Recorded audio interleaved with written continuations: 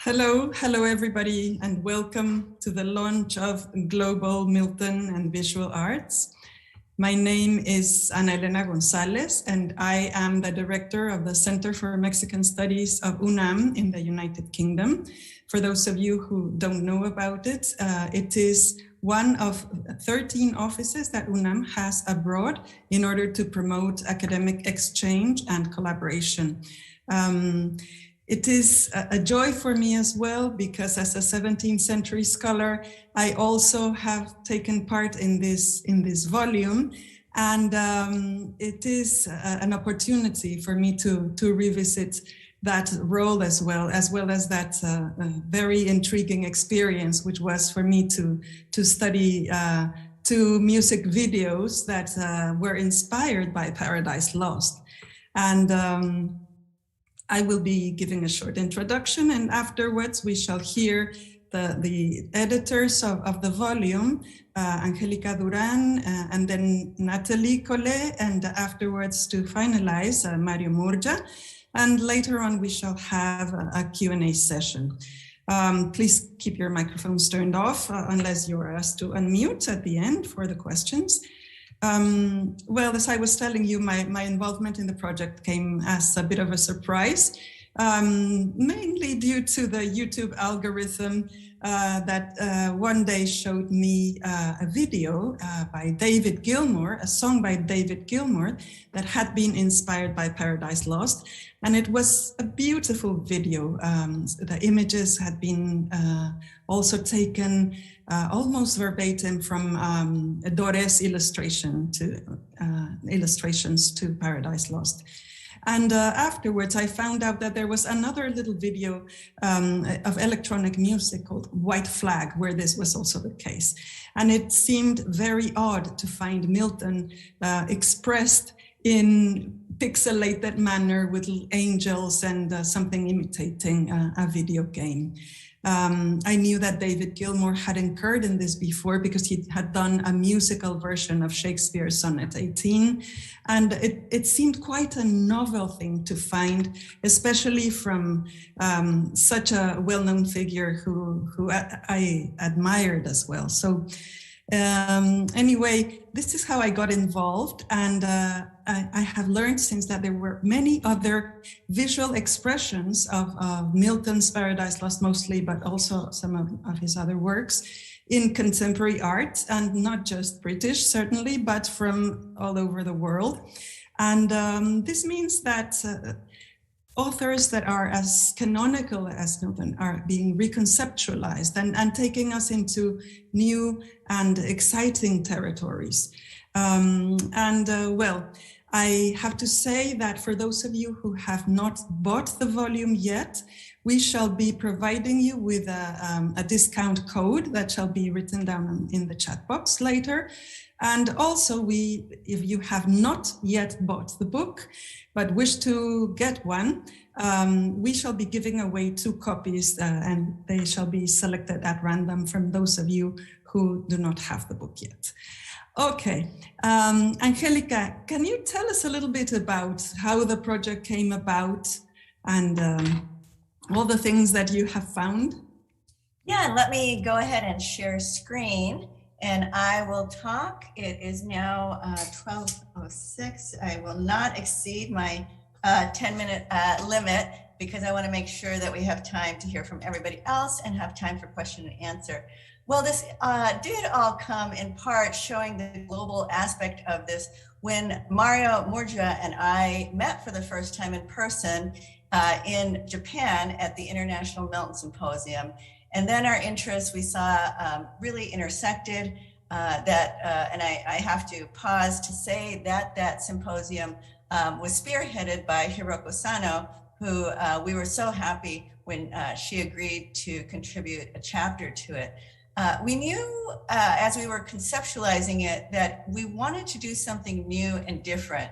And this was before the pandemic. So we thought, you know, let's get our energy and let's do this. But on this first slide, you will see at the bottom that it says, with thanks to the folks at Lexington Books, which is a subsidiary of Rowman and Littlefield, because they really came through once the pandemic hit. As you can imagine, library closures, difficulties with editing because of outsourcing and all those other things. So there were times when it was a little difficult, but we were very glad that we persisted and that we were so committed to this book when we first thought about it. And so I will just start saying that Milton's visual afterlife had a very bad beginning because one of the first visual images associated with Milton's works is the one that you see in front of you, an author portrait of poems of Mr. John Milton, which you can see there's a little Greek poem here that he wrote that is more or less translated as, looking at the form of the original, which is to say me, Milton, you could say perhaps that this likeness had been drawn by a rank beginner. But my friends, since you do not recognize what is pictured here, have a chuckle at a caricature by a good-for-nothing artist. So it's not just us in after time to think that maybe it wasn't the best author portrait. So part one, we started with actually chapter one, which has no images, but the first full chapter is by Joseph Whitrick, a Milton Society of America honored scholar, called More Worlds, Other Worlds, New Worlds, Translation, Illustration, and Paradise Lost.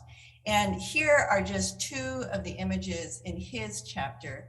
And I will say that this book has 104 illustrations in the book and has an additional 60 or so in the webpage associated with Global Milton and Visual Art. So it is very illustration heavy, and that was part of the sort of practical aspects that we had to figure out. For those of you who have published, you know that even getting permissions and what to do when institutions are no longer extant, especially with older ones. But I have to say that one of the best parts of putting this book together during COVID-19 is seeing how gracious members of libraries, museums, and other institutions were with us. The second chapter is by Hiroko Sano, Doré's Paradise Lost and Ukiyo-e prints. This is part two, almost completely focused on Gustave Doré, because we did readily detect how greatly Doré's illustrations circulated in all kinds of ways. And Professor Sano's chapter really does an excellent job of showing French and Japanese intersections and exchange. On one of the images is the very famed illustration, The Great Wave off Kanagawa.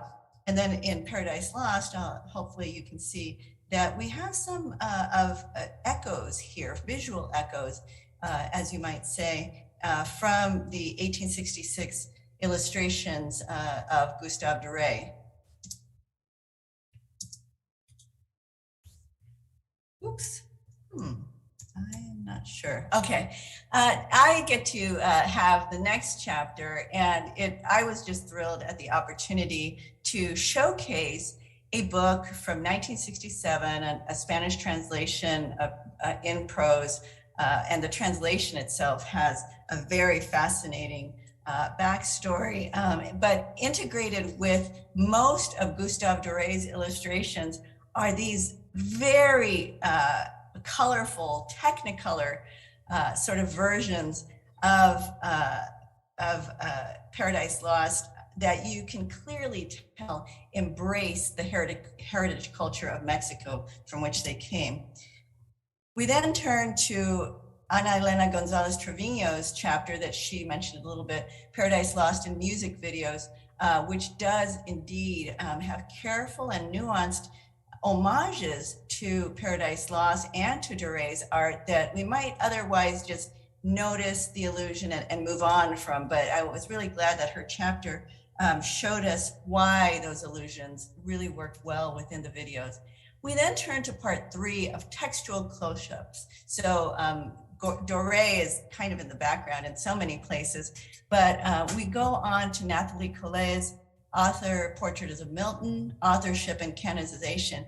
And here you just have three of the many ways that Milton has proliferated in so many different media. And so this one, many of you, if you at all know about the Milton legend or are Renaissance experts, might recognize this illustration of the blind Milton dictating, because there's so many versions of that genre. And then these other playful sort of versions that we have, especially Edward Sorel's John Milton and Friend from 2012. Wendy Furman Adams, chapter 7, really focuses on just a few very important illustrations of Paradise Lost in her chapter, Delectable to Behold, Milton's Eve and the Artist's Gaze, two of which you can see here. Joshua Reed's chapter, I was so delighted when he agreed to write the chapter Gender, Nature, and Desire in Dali's Paradise Lost, because many of us might have heard that Dali had done an illustration, but there had not been a lot written on it. And while Joshua Reed was in the process of writing this, I happened to be in the Dali Museum in St. Petersburg, Florida. So when he had questions, I felt like such a good co-editor, being able to say, well, let me look at this nearby illustration that he also had copies of where he is here in the United States.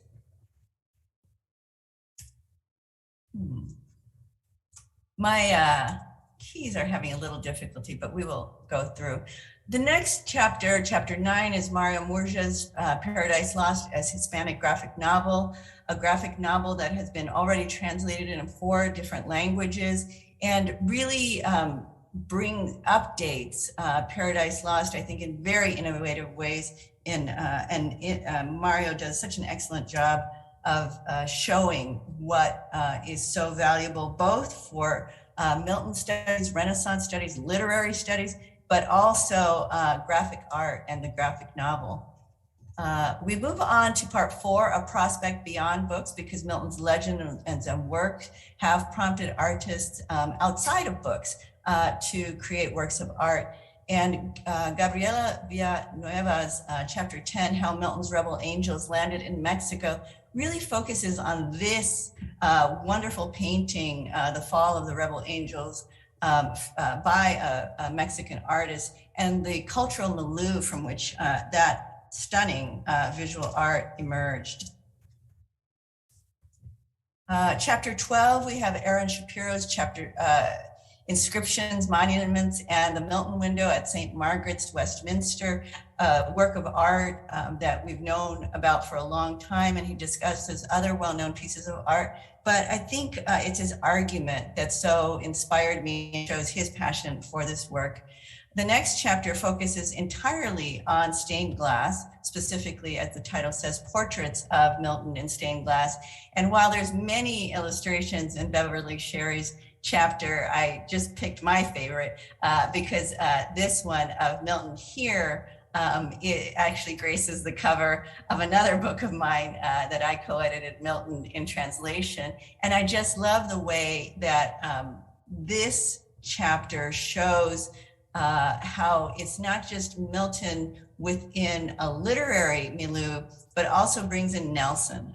So really showing him as a British, an important British figure. And then we also have 2 final chapters, Islam Issa and Matthew Geary's chapter 14, Rebel Angels, Milton Epstein's Lucifer, and the Kashmiri Sitter, that has this stunning, focuses on this stunning statue that actually Mario and I have been able to see in Birmingham of the UK. And we finish with Jonathan Olson's very nuanced reading of cinematic representations of Milton in his chapter, Malik's Milton. And I hope I'm being sort of suggestive and provocative here, as is his, with this image in his chapter, because indeed he really brings out some of the subtle ways where Milton is inscribed in various works of art. So with that, I will move it on, hopefully whetting your appetite to what my colleagues have to say. Thank you very much, Angelica. And now it is the turn of Nathalie Collé, please.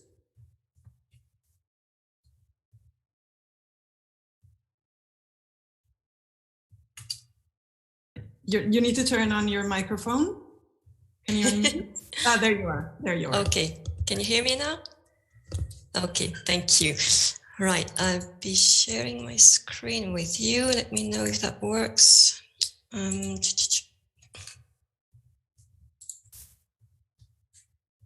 Okay.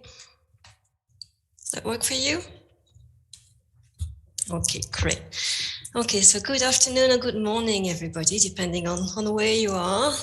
First of all, I would like to thank Angelica and Mario for organizing this book launch, and Anna Elena for hosting the event, as well as you all for your presence today. It's a great pleasure to be here and to be sharing this moment with you, even though online rather than on site and in person. So as agreed with our hosts and organizers, I will first say a few words about the visual scope of Global Milton and Visual Art, and then I will detail my contribution to the volume and to one facet of Milton iconography, namely author portraits of Milton.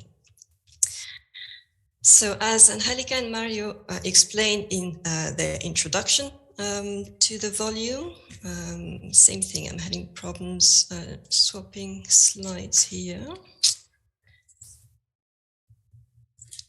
Okay. Well, let me go to my second slide. There you go. Can you see that?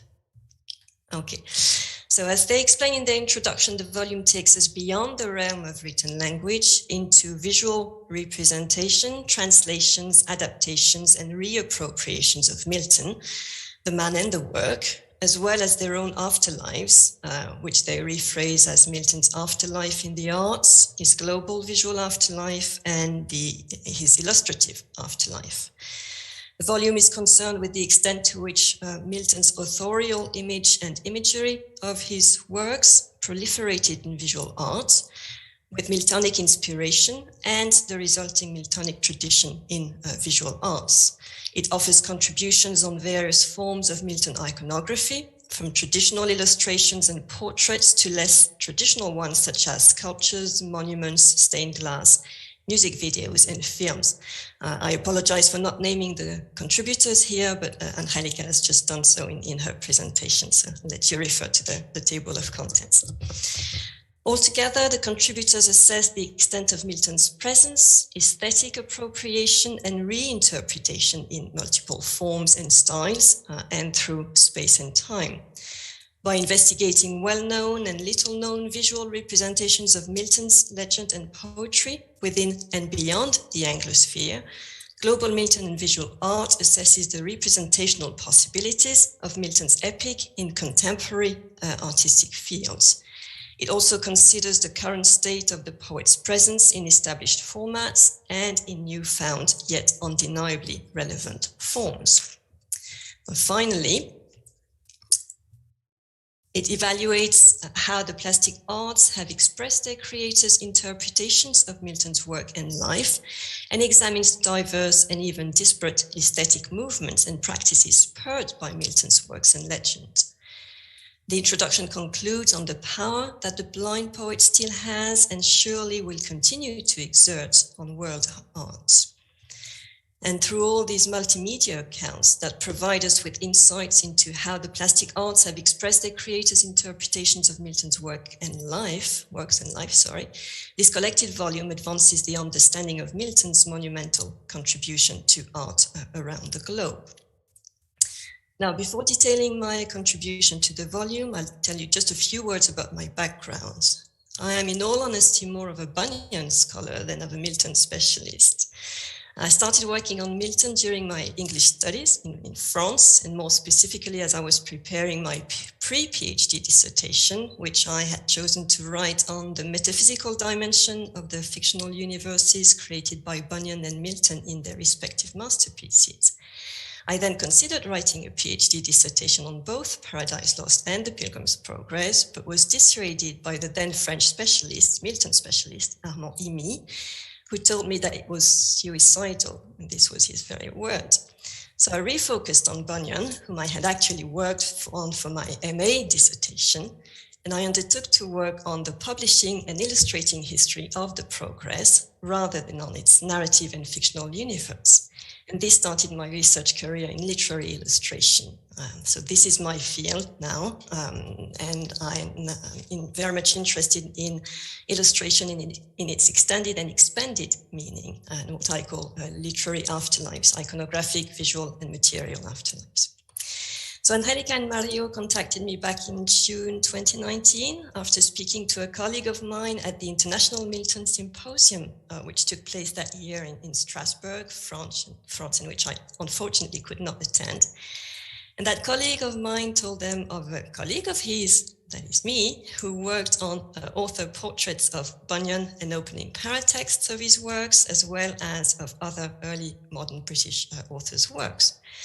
Well, that wasn't quite true. I had worked on Bunyan, the Bunyan sleeping dreamer / sleeping portraits that are, well, very famous, and other opening paratexts of his works, as well as of other authors, and on their place in the history of the illustrated editions of the allegory in particular.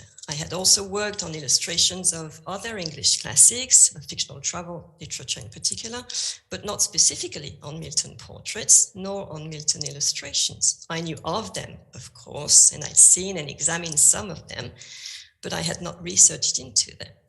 So I figured this was an opportunity to do so, and wrote back to Angelica and Mario saying that I was happy to join the team of contributors that had been gathering, and on board Global Milton and Visual Art I was. Getting familiar with Milton iconography was a long and challenging, but also a fascinating process, all the more so as I quickly realized that Milton portraiture had morphed into various forms through time. So my own interest in the iconographic, visual, and material afterlives of literary classics and their authors was galvanized by my findings. And I endeavored to trace the line of descent from traditional portraits of Milton to less traditional ones, including an edible one made of Stilton cheese by a Norwegian literary chef, as he calls himself. I started my inquiry based on the commonly shared critical assumption that author portraits testify to our desire to see our favorite author's portrait on paper, canvas, or other materials. And I asked myself, what is it that people relish in portraits of famous individuals? And what does this attraction tell us about us as individuals and as societies, and about our modes of interaction with fame? In Colin Iser's words, what is there about the authorial act that demands its agent's portrayal, and what lies behind the seeming compulsion to see the face that wrote the book? I traced a long and complex history of Milton portraiture, its production, ownership, preservation, and circulation, as well as its convoluted historiography. Now, my goal was not to expand or revise this historiography, but rather to assess the role of author portraits in the construction of authorship and in the canonization of a literary author. I thus examined the drawn, engraved, and painted portraits of Milton and analyzed how they led to the construction of a likeness of Milton, how they functioned as literary and artistic advertisements for epic poetry and for the figure of the epic poet, and how they contributed to the canonization of Milton as a, if not the, major English poet. I also praised different facets of the man and his work that had been put to the fore in portraits, the boy, the young man, the poet, the pamphleteer, the secretary, and the father. To me, the whole range of Milton portraiture evidences likenesses rather than a likeness of Milton. And finally, I briefly explored the transformation of Milton portraits into varied forms of visual and material culture, sculptures, wax seals. So sculptures first, I'll show you a few samples. Wax seals, medals, ivory medallions, stained glass windows, which are dealt with extensively in the volume, and stamps as well. So I contend that altogether these living and posthumous, authenticated and spurious visual and material portraits played and continue to play a role in building and solidifying Milton's image, as well as in shaking and updating or even modernizing it. More globally, my chapter investigates how the author portraits of early modern English writers like William Shakespeare, John Donne, and Milton have contributed to what Leah Marcus has called authorial presence, and Sarah Howe, the authority of presence, and to what Kevin Pask has identified as the emergence of the English author. So the circulation of Milton, Donne, Shakespeare, and other key literary figures has been a global rather than a national one. It has taken place in both the domestic and the public spheres, in individual homes, in bookshops, in libraries, in art galleries. Moreover, it has been assured not only by books, prints, and canvases, but also by a variety of visual and material forms, including decorative objects and consumer goods. I'll show you a few examples here. Having looked at author portraits from the joint perspectives of book history, print culture, visual culture, and material culture, I came to the conclusion that author portraits are not only book images and paratextual elements. They are not only bibliographical and editorial components of choice, but they are also a socio-cultural phenomenon. They are visual and material items with a strong symbolic presence and critical impact, not only on literary scholarship, but also on popular culture. They are manifestations of the author figure and function, and of the critical and popular reception of an author and his or her work. As both visual / material and symbolic authorial presence and authority, author portraits indeed surpass the issues of representation, likeness, and authenticity, and extend to those of authorial identity and aura, and of critical and popular interpretation and appropriation. Finally, they draw attention to the complex interactions between writing, editing, illustrating, and publishing, and more largely between literature, the visual arts, material culture, authorship, and canonization. The study of author portraits sheds light on authorship as being not only a textual and an editorial construct, but also an iconographic, a visual, and a material one. The analysis of author portraiture is therefore a valuable contribution not only to literary, but also to historical, cultural, visual, and material studies, on top of contributing to individual authors' scholarships. So that's basically my line of argument. Now, let me finish by saying that this has been a very great pleasure working with Angelica and Mario on this project. They are truly great, efficient, and highly professional editors, on top of being really kind and patient individuals. So thank you so much for that. And I have always felt honored and proud to be part of the team of contributors. I'm happy to be meeting some of you today. And I thank you all heartily for this wonderful adventure and its very delightful outcome. Thank you so much. Thank you very much, Nathalie. Now, Mario, over to you. Thank you very much. Thank you, everyone, for being here. I should begin by, of course, acknowledging the UNAM Center for Mexican Studies in the UK, and particularly Ana Elena and her collaborators for allowing us to be together today, even if from the distance. And also, I should say thank you, of course, to my co-editor, Angelica Duran, without whom this would have been impossible. And of course, the world-class collaborators that we had throughout the process. It's incredible that, I mean, it's almost unbelievable that this project was conceived about 2.5 or 3 years ago, when we all lived in a different world. And now we're living in a world where visualness or visuality is of the utmost importance. And I think one of the great strengths of global Milton and visual art is that it showcases the importance of visuality or visualness with regard to Milton and his afterlives, not only in literature, but also in other artistic fields. I should also apologize for not having a presentation to show you, because as I was telling Angelica and Elena a few minutes ago, I'm quite prehistoric about those things.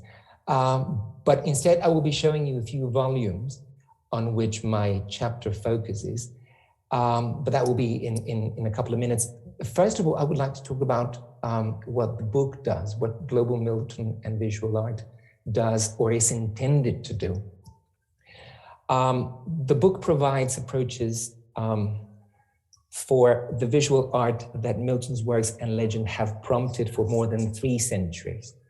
Milton's first publications, poems of Mr. John Milton, both English and Latin, published in 1645, contains, as Angelica said a few minutes ago, only 1 illustration, an author-portrait engraving of such poor quality that Milton penned a Greek poem deriding the engraver and the engraving to be placed directly below it, as Angelica has already stated.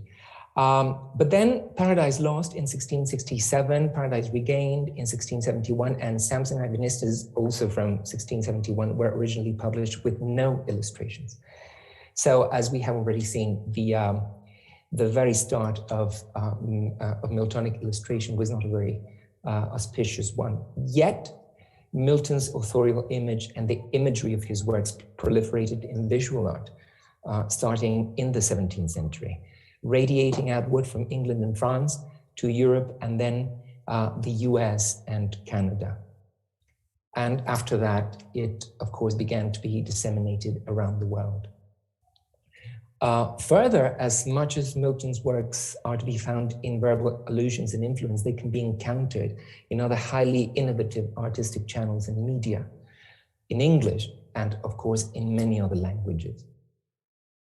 The reassessed and reappropriated aesthetic resonance of Paradise Lost is reflected, for example, in the pictorial narrative works by US-American illustrator Lucas Pasterfield Lee. Let me show you. This is the cover to his comic book. Let me show you a few illustrations from the inside. Look at that, it's all very arresting. It's all in black and white. Then we have works like, for example, that by literary adapter Manuel Valvé, who a few years ago came up with this, which is El Paraíso Perdido para Niños, or Paradise Lost for Children.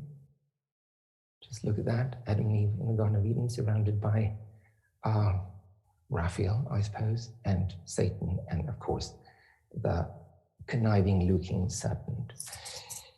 But of course, there is also, for example, Taylor Hackford's 1997 film, The Devil's Advocate, with Al Pacino. If you remember that, Al Pacino's character is very suggestively named John Milton because he's supposed to be the devil.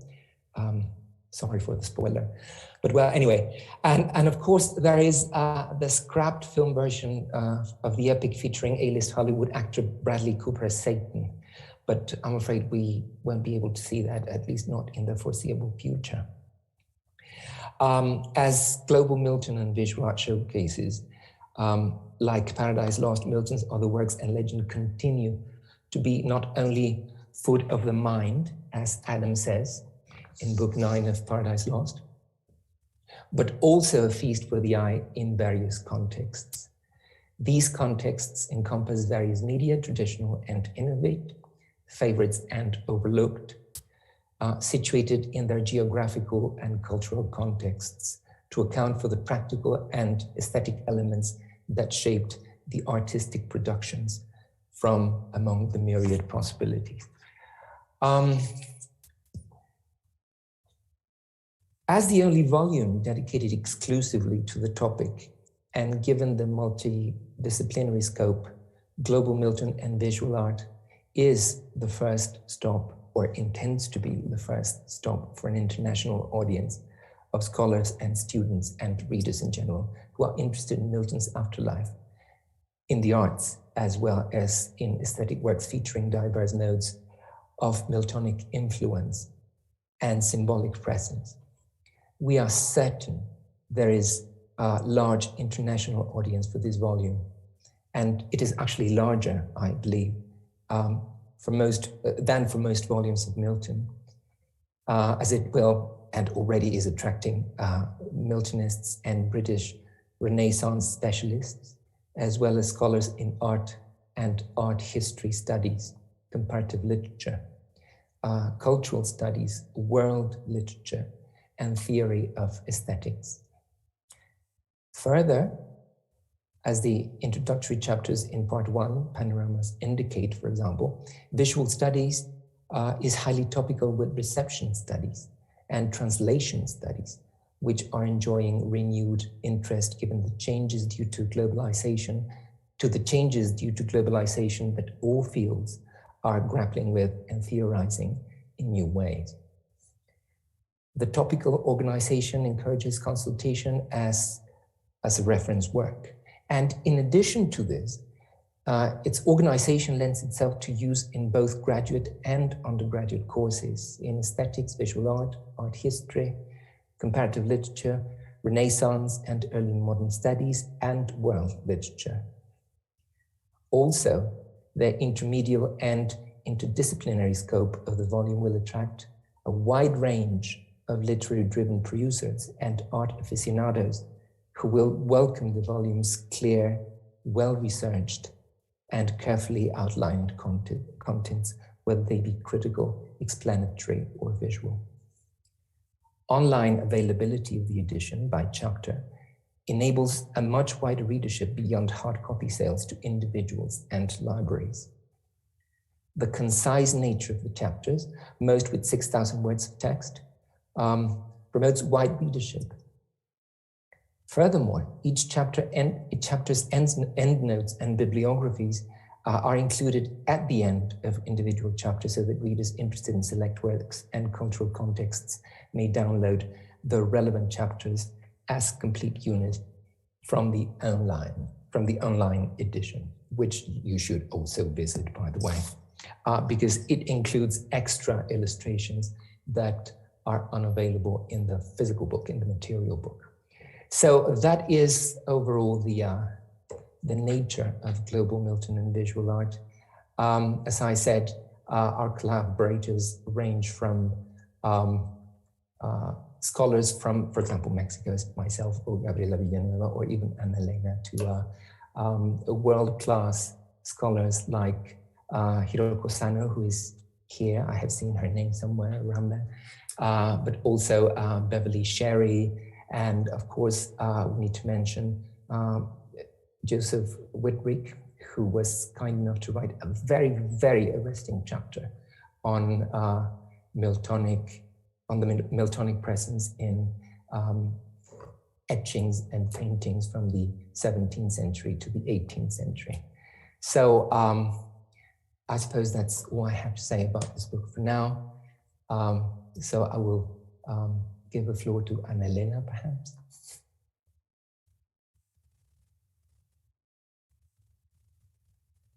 Thank you very much, Mario. Well, now is the time for all of you in the audience, especially the contributors initially, but anyone who would like to venture a comment or a question, you would be very welcome. You can either raise your hand or write your question in the chat box.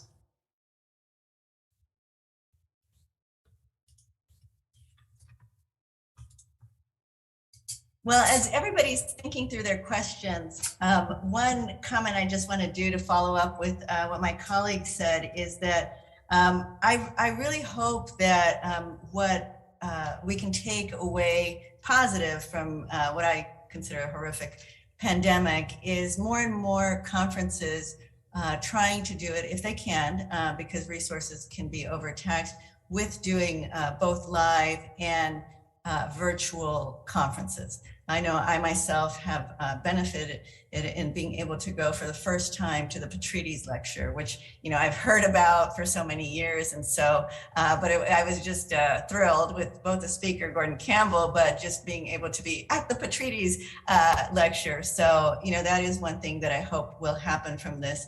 And I will say a sort of tentative statement is that Mario and I have talked about that if the Renaissance Society of America conference in the end of March 2022, April 2022, does go live as they're trying to do, we hope to have a small launch there, a little delayed, but you know, we are in a pandemic.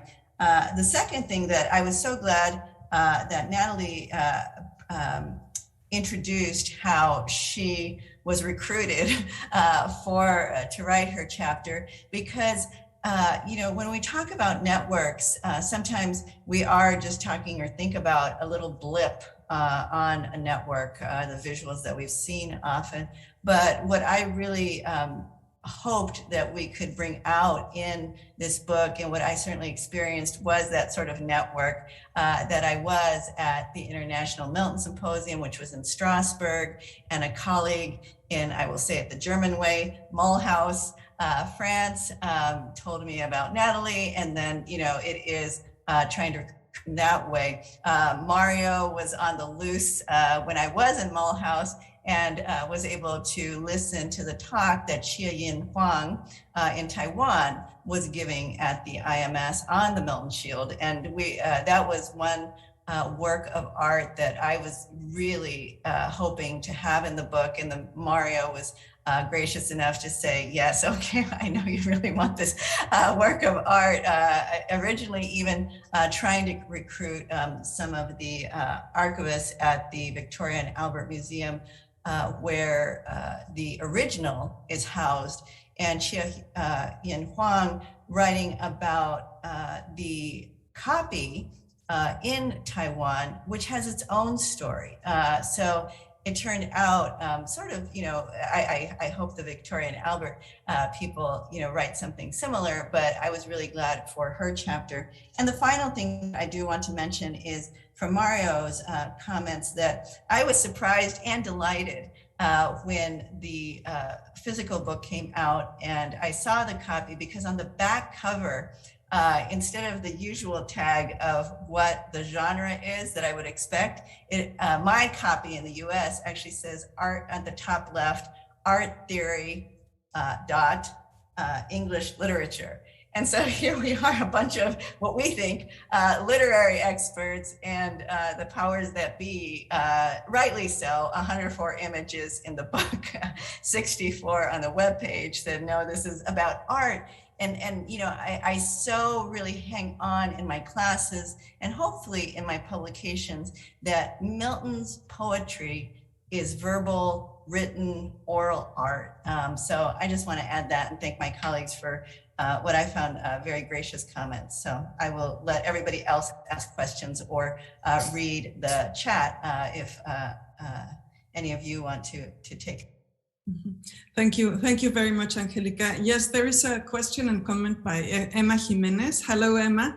She says, from the audiovisual and critical works on Milton, we can see how he's still relevant.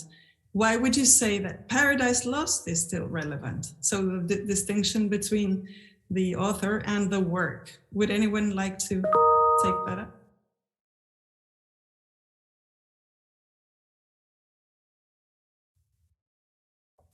Perhaps Nathalie or Mario? Yeah. I would say, if you allow me, I would say that I will not go into the reasons why most people think that Paradise Lost is still relevant. I mean, I don't think that by now it has nothing to do with the fact that it justifies the ways of God to man or anything like that, or that it explains us the way we are at the moment. But I would say that Paradise Lost should still be read and is still being read, because it is a very, very moving piece of poetry. And it's moving in various ways, not only in sentimental ways, but also in artistic ways that we have now been able to probe with a book like global Milton and Visual Art. It is more than ironic to say that a blind poet should stir such a great amount of visual pleasure by means of imaginative association and musicality. And it is because of that, it is because of all those reasons that I think Paradise Lost is not only relevant, but necessary to read, revisit, and translate not only into other languages, but also into great art all around the world. And if I can add, sometimes when I'm asked that question about Paradise Lost, I now turn to Thomas Korn's chapter, his very last paragraph. So I'll try to do it justice. Let's see. At the 2008 International Milton Symposium, Thomas Korn, quote, suggested then that Milton matters as the author of the richest, most influential, most challenging narrative poem in the English literary tradition, without which the modern academic world probably would not accord him the status he enjoys. However, this account of Milton's global reach suggests how Milton mattered in rather different terms in former eras of cross-cultural interaction and exchange. Of course, the Milton of those Christian missionaries or Jefferson or Mirabeau or Lu Xun was not the Milton academic Miltonist labor so long to reconstruct through a sort of scholarly archaeology any more than the Milton repackaged by Jacob Tonson in 1688, which is the first illustrated edition, or scoured clean of his radicalism and heterodoxy by Joseph Addison, was our Milton or Milton's. The transformations speak eloquently of the sometimes rather asymmetric interactions of Anglophone and other cultures. But I thank Emma Jimenez for that question, because Global Milton and Visual Art was very Paradise Lost heavy, as many books collected volumes are. You know, whenever we've tried to put together a collected edition, it's like, please bring in the other poems as much as possible. And I just want to say that more recently with the pandemic, I really have found the reception of Milton's Lycidas, a pastoral elegy, really rising to the top. But with that, maybe we can turn it over. I see one hand up, at least by Tom Corns, and other people may too, so I will be quiet. Tom Corns, who I was reading, I didn't see him there. Wonderful. Yes, we're very honored to have you here, Professor Corns. Can you unmute your microphone? Or Is this okay now? Yes. Yeah. Well, I was interested to see the front cover of Corns and Campbell's biography along other vocabularies come up in one of the slides, and perhaps I can just share an anecdote. This is the cover, which I think I thought of actually, but there's a problem with it, or I had a problem with it, in that it brings together two illustrations. It brings together William Faithorn's pastel, which is the basis of the illustration that recurs endlessly, though initially as the portrait frontispiece to the history of Britain, with an astonishingly beautiful painting by Raphael from the Vatican stanza della Segnatura. My problem was the Faithorn is rubbish and the Raphael is brilliant. So I tried to persuade the press that we should just go with the Raphael. And my publisher, who's constructive and helpful throughout, and indeed Gordon, both made the point. It's a biography.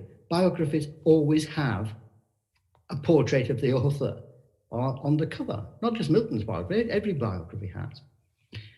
But that still left me with a problem. And I think my question really for all the contributors is this. So many of the illustrations derive from that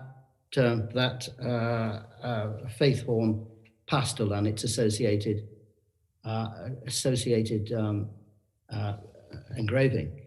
Just how big a blight is that on the tradition of representing Milton in the various contexts that the colleagues in this book have explored?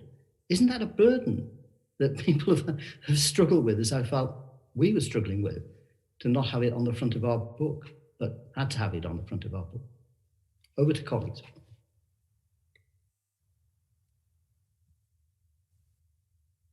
Thank you. Thank you very much. Who would like to reply? Nathalie? Yeah. Sorry, Thomas, I didn't see the cover because when you were speaking, somehow my screen shut out, so I didn't see the book you were showing us. Can you show it again, please? Okay, right, thank you. It's one of the questions I asked myself when I was working on my chapter. Which images of Milton have been used among covers of scholarly books, and I showed you 4 of them, I think, in my presentation. It's an editorial choice and question more so than an authority. Sorry, your microphone is not working very well. Sorry, I have to put it. Yes, thank you. Thank you very much.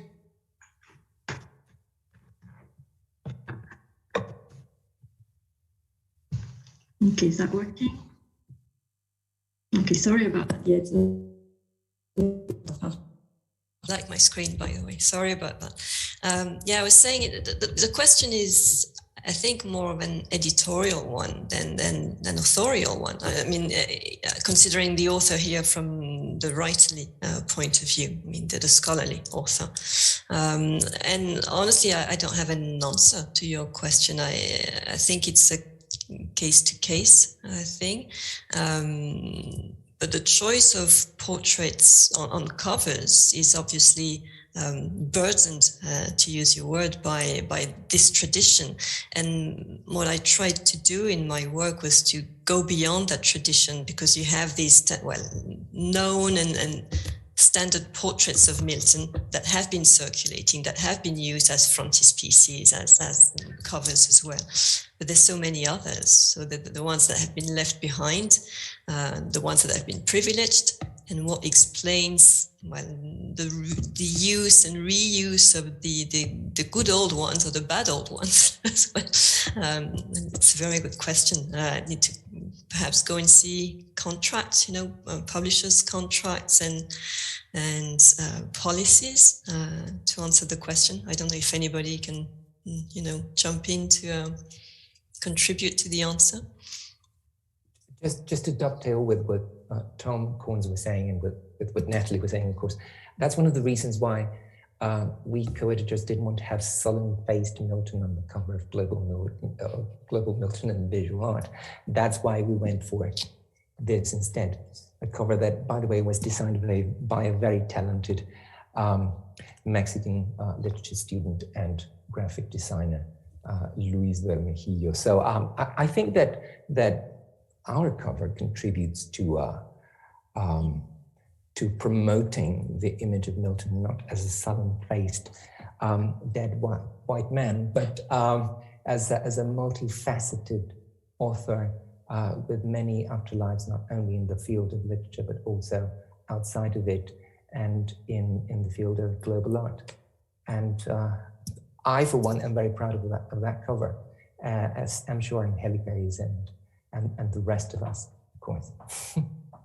Well, Mario, you have the book behind you, or maybe now it's in front of you. So I'm wondering if you could find and show the author portrait in Gabriela's chapter.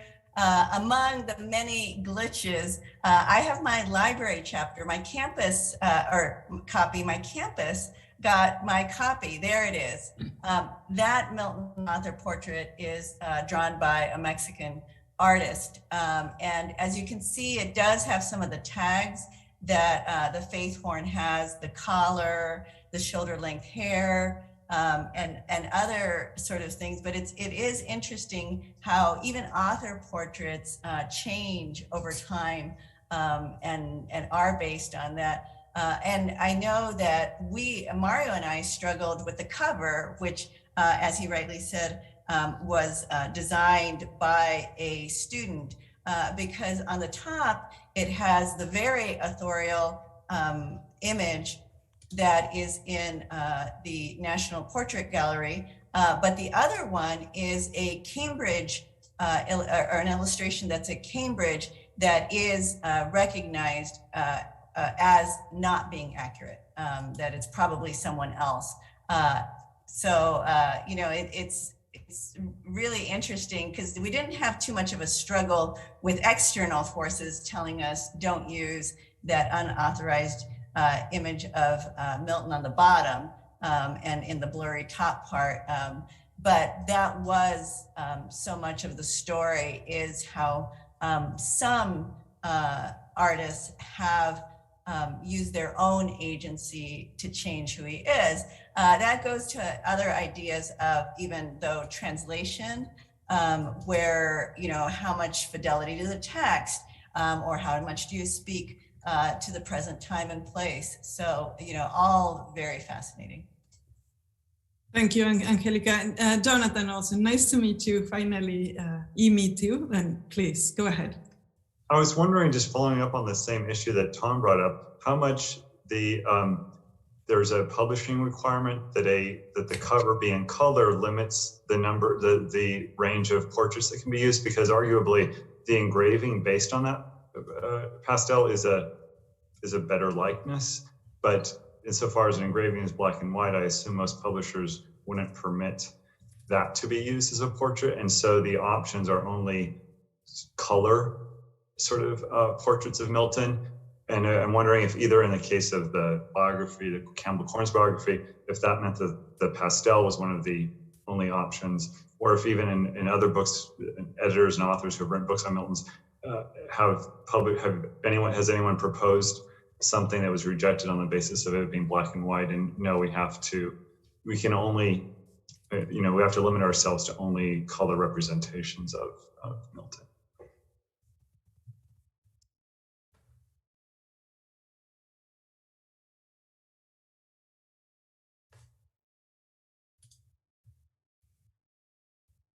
Yes. Yes, Angelica, go ahead, and then Tom Corns, please. Okay, go ahead, Tom, first. Oh. He needs to go somewhere, so I think it's... Okay. So let me take off his spotlight. Jonathan has brought up, and as I put in the chat, a really good point about just the practical aspects of it all. But I do have to say, I will probably never encounter that problem because, as you can tell from my chapter, I really like color. So that's the only thing I'll say. Sorry, I was looking to find John Hale's book. A very striking cover, which is actually based on an original caricature by Murray Webb, based on a bust in Christ's College, Cambridge, which of course derives ultimately from the faith horn as it was. But you can, I mean, if you look around, biographers have to use a proper picture, really, and here the choices are very limited. But once you start going to something thematic, and Angelica is in this, so she has a copy of this immediately to hand. This is Milton and Catholicism, issued by Notre Dame Press, which I did with Ron Corthell. And once you get into something thematic, you can see how they kind of morph the bottom of that into some sort of counter-Reformation Baroque symbolism that shows the tradition of feeling uncomfortable with the faith horn and messing around to make it something interesting. Does go on. We weren't very involved in designing that, but I think it's a very good design.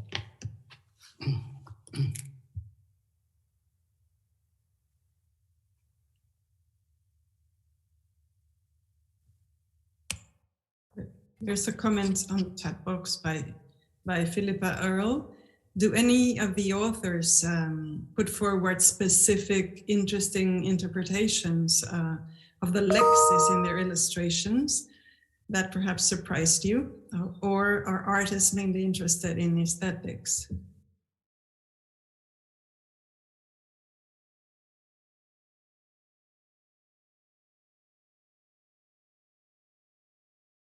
Would anyone like to?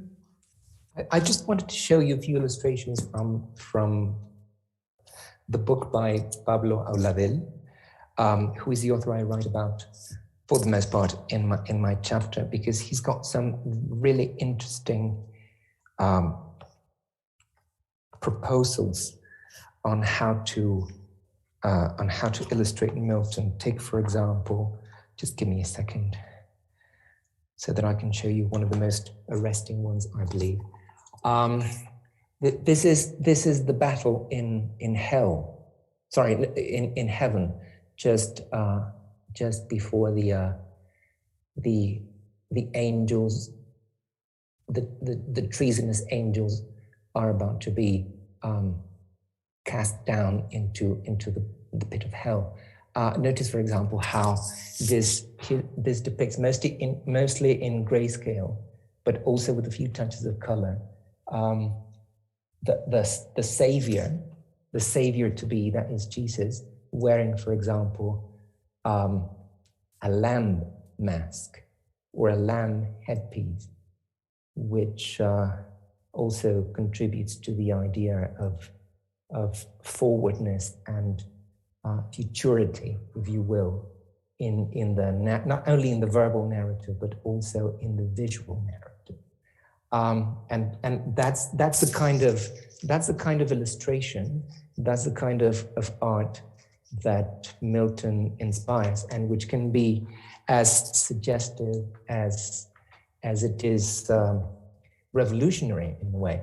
That is not an image that we would actually bring to mind that we would not usually bring to mind when reading the passages that it corresponds to. But thanks to an artist like Auladell, we can actually see those lines, and we can actually imagine those worlds before the creation of the universe, of the physical universe, as visually engaging and aesthetically, mind-boggling, if you will. I want to bring up three different ways that this book, the chapters in this book, help me see how Milton has operated in the world with artists and different peoples, because Gabriela Villanueva's chapter aligns that arresting painting of Satan that I showed in mine with Mexico's independence movement. We've seen it played out in different ways in the US and France's independence movement, but a different thing was happening in Mexico. Another that I really liked that was showing is how Milton often travels together with other artworks, with Shakespeare, sometimes with Bunyan, but then more and more we're finding out how he traveled with maybe Cervantes and such. And I think Beverly Sherry's chapter makes a compelling argument about stained glass as architectural art. And we have heard from critics like Vignolo about the importance of where we read. And if we think of where we apprehend art as well, I think was some of the underlying arguments that I found very compelling. I think Nathalie wanted to say something. Yeah, Nathalie. Yeah. I'm sorry. No, it was just a further comment on your answer, Mario, based on Philippa's question. I think you showed us an example from that graphic novel that shows that interpretation, perhaps surprising interpretation, and aesthetics are not to be divided go hand in hand. I don't think you can say that some illustrations are aesthetics to the detriment of being illustrative, or the other way around. And all the new interpretations, the recent interpretations of Paradise Lost in particular, show that. And they are new ways of approaching the text, or the visual dimension suggested by the text. And that allows me to link up to Juan Manuel's question about faithful visions. I think, again, the answers are subjective. Yes, it's a question of, and Thomas was hinting at that, the idea of recycling old images, but also updating them to new contexts of reception. That's what they do, illustrations as well as new portraits. It's a way of updating an author and his work, and making them visually, if not intrinsically, relevant to different time frames and cultural spheres as well.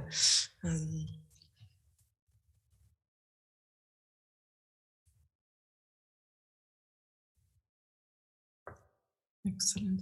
I would also like to point out the connection between portraiture and currency. No? So, recognizable images are a type of currency, and sometimes they may just be a bit more decorative, as in the case of that funny little book you showed us, Mario, the Paraíso Perdido for children, no? Which is a bit of an odd idea, where it is a very naive way of trying to, I guess, make children interested in reading classical literature. Then the currency changes. It's not the authorial face, but rather a kind of vague allusion to a biblical aspect, or something similar to animation, which is when my musical video animations come into play. We have a few more minutes, so this is the time for you to comment. Angelica, yeah, why don't you say it out loud, Angelica? Say what out loud? What I wrote in the chat? Ah, very good. Yes, I just wanted, I thought it was an excellent question, because, you know, some of it has to do with our own personal preferences, because I think, or I know that most of the chapters really gesture outwards to, you know, Nathalie's guy, John Bunyan or Shakespeare. I think there's a mention or two of Donne in there. But that it is like current performances of Shakespeare's plays, some trying to use costumes and stage settings to Shakespeare's times, or for example, Macbeth's 11th century Scotland, but others in contemporary costumes and place settings. So I'm just very interested in how Milton operates as a unique author, but also within the larger considerations of other literary authors, because as much as I do see, as I mentioned before, Milton's poetry as art, and I want to think of it as art, I do know that I am a fan specifically of the literary branch of art. And I love interacting with people who are just as passionate about their other branches of art. But then there's the question of the ease of access, right? How accessible is one or the other, and the more immediate access of the visual medium in general is quite different from facing these very, very intricate sentences that some of us may take a lifetime to disentangle, no? Yes, Nathalie. Yeah, I teach a class on literary afterlives of English classics, and Paradise Lost is one of them. And perhaps to your surprise, Anna Elena, one of my students gave a presentation on Rattle That Rock, I forgot, sorry, the exact title. So the video that you deal with in Thank you. That's the one. Because she found it online and she found it arresting, and that was her topic for her presentation in class. And well, visibly something that appeals to young students today. And I find out through class that they know the classics. So those of them who are not at least English majors know the classics through afterlives, through illustrations, through graphic novels, through videos, more so than through the original texts. And the graphic novel you showed, Mario, was also used in class and showed in class. So they are the favorite ones, the favorite media of expression today. That partly answers the question about faithfulness. Again, an appropriateness of refashioning and retellings and re-visualizing to younger generations. But obviously, it's also our role to encourage them to read the text and go back to the text. But the text circulates in plenty of different forms in media today. And the good thing about this is that they keep, these different forms keep these texts alive, even if they are not read fully today. So ideally, as I tell my students, you should know about both forms, the original text and the retellings and revisualizing. But those texts continue to live, including in the minds and hearts, possibly, of the younger generations through these other forms.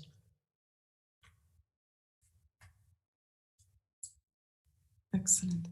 We have 2 more minutes before concluding. There is one more question, but also I would like to encourage the presenters to give us some concluding remarks.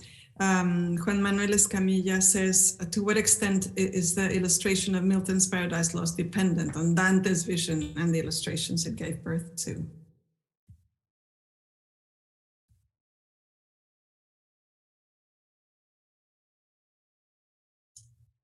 Well, I'll step in so that I don't have to do a concluding remark, and I'll leave that to Mario and Nathalie. But I did want to mention that if you go to the Global Milton and Visual Art webpage, which is free access, there's a little features tab near the bottom. And I'm looking at it right now, but I won't waste our time. That web figure 5B is one of Gustave Doré's illustrations of Dante. And so, but, you know, when you look at it, you see what he's doing differently with, what Doré is doing differently with Dante than he is doing with Milton. But he could count on people knowing the Dorés, you know, he was just so prolific and well received. So I think there's a lot of that sort of thing happening.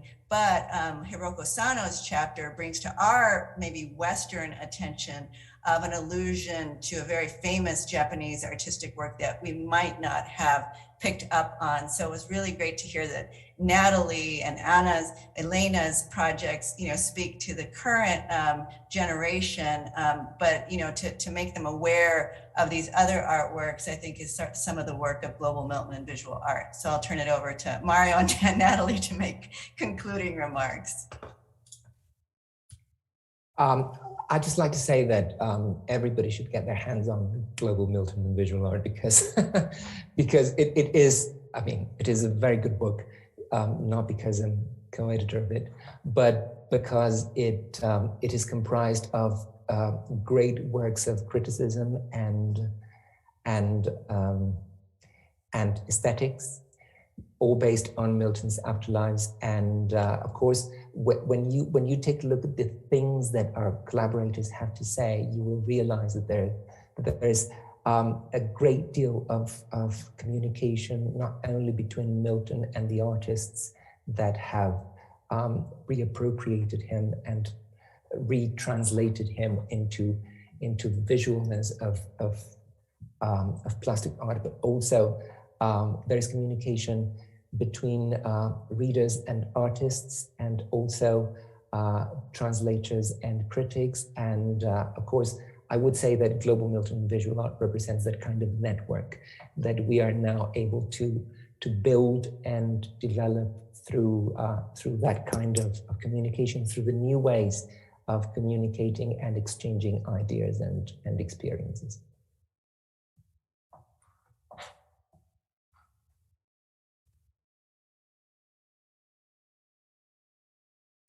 I think we should talk about the giveaway for a minute.